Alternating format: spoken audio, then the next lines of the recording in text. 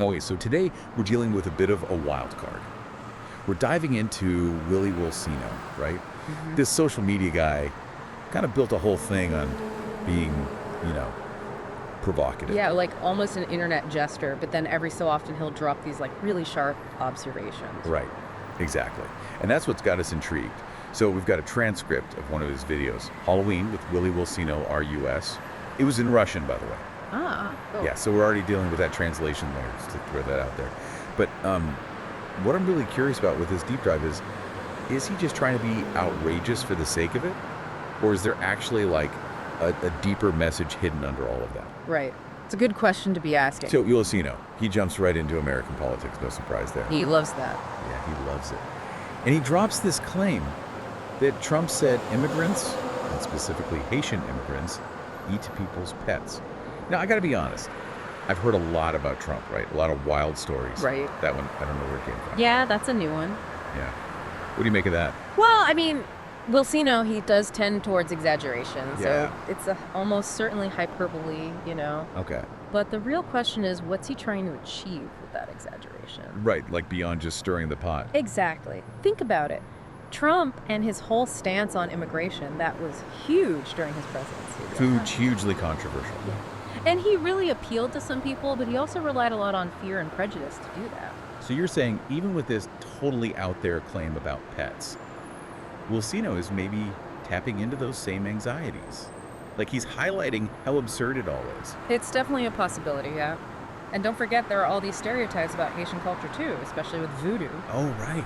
And how that gets interpreted here. Exactly, which is usually not very accurate. No, not at all. So, intentionally or not, he could be using those existing prejudices to make a point, you know? Wow.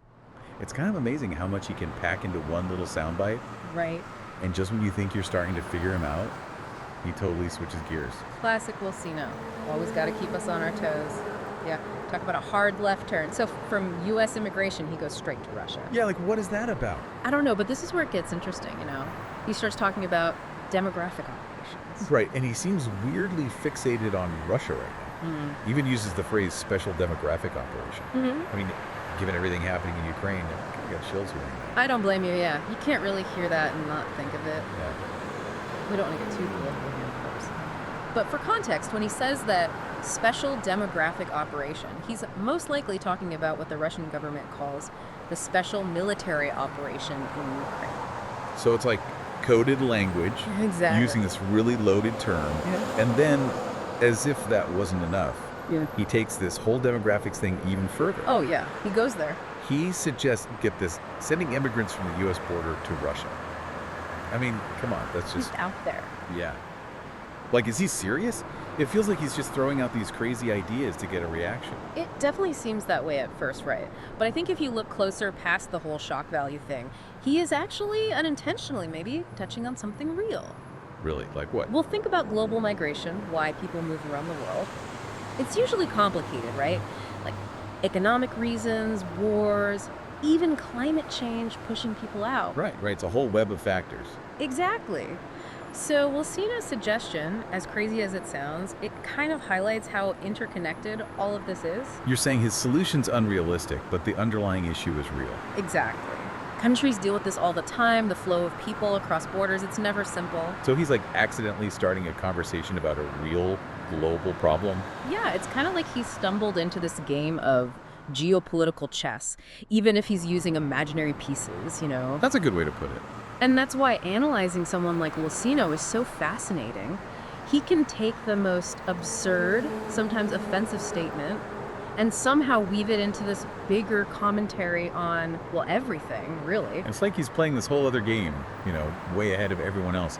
Makes you wonder, is he doing it on purpose, or is he just actually interested in all this stuff? Right, like how much is calculated, how much is genuine curiosity? I don't know the answer, but it speaks to this whole thing we're seeing everywhere now, this blend of entertainment and like serious commentary. Where you can be a comedian 1 minute and a political analyst the next. Exactly, and it makes it so hard to figure out what they really mean, you know? Which brings us back to our original question about Wilsino. Is he just messing with us, or is there something deeper going on under the surface? I think it's rarely one or the other, honestly. It's more like both at the same time. A little bit of both. He's entertaining, for sure, Yep. but he also makes you think about things, confront some uncomfortable truths. So as we're wrapping up our deep dive here into Willy Wilsino land, what's the one thing you hope listeners take away from all of this? I think the biggest thing is don't forget to think critically. We are bombarded with information constantly, right? Right. From all sides. Oh yeah, it's overwhelming. So you have to be able to engage with it actively, question everything, think about who's saying it and why. And it's especially true with someone like Wilsino, who seems to love turning everything upside down. Exactly.